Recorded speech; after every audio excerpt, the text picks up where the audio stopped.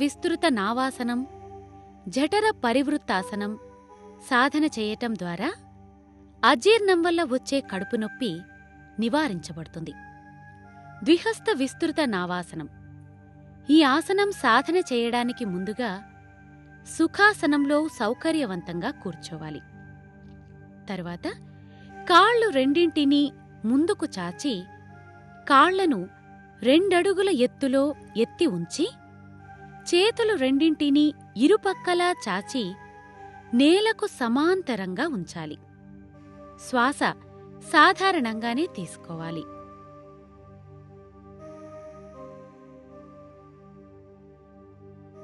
ఈ ఆసనం రోజూ 4 నుండి 8 సార్లు సాధన చేయవచ్చు.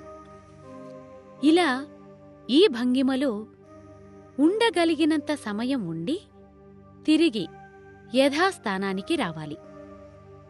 రెండవ ప్రక్రియ జఠర పరివృత్తాసనం. ఈ ఆసనం సాధన చేయడానికి ముందుగా వెల్లకిల్లా పడుకోవాలి. తరువాత చేతులు రెండింటినీ పైకి తీసుకొని వస్తూ 2 పక్కలా చాచి నేలపై ఉంచాలి. ఇప్పుడు కాళ్ళు రెండింటినీ పైకెత్తుతూ నిటారుగా ఉంచి కుడిపక్కకు పోనిస్తూ కుడిపక్క నేలకు ఆంచాలి. తలను ఎడమ పక్కకు తిప్పి ఉంచాలి.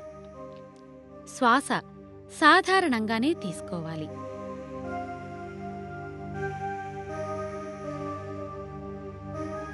ఇలా ఈ భంగిమలో ఉండగలిగినంత సమయం ఉండి తిరిగి యథాస్థానానికి రావాలి.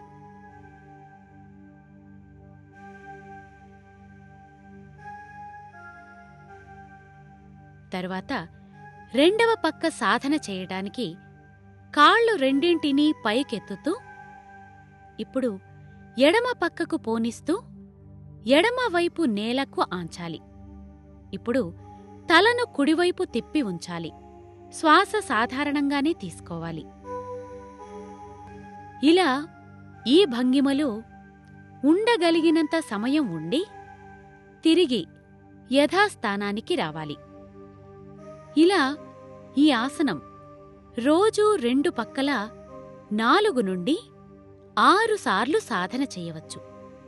ఈ విధంగా ద్విహస్త విస్తృత నావాసనం, జఠర పరివృత్తాసనం సాధన చేయటం ద్వారా మూలాధారం, మణిపుర చక్రాలు ఉత్తేజితమై జీర్ణ వ్యవస్థలోని అపాన వాయువులు నశించి అజీర్ణం వల్ల వచ్చే కడుపునొప్పి నివారించబడుతుంది.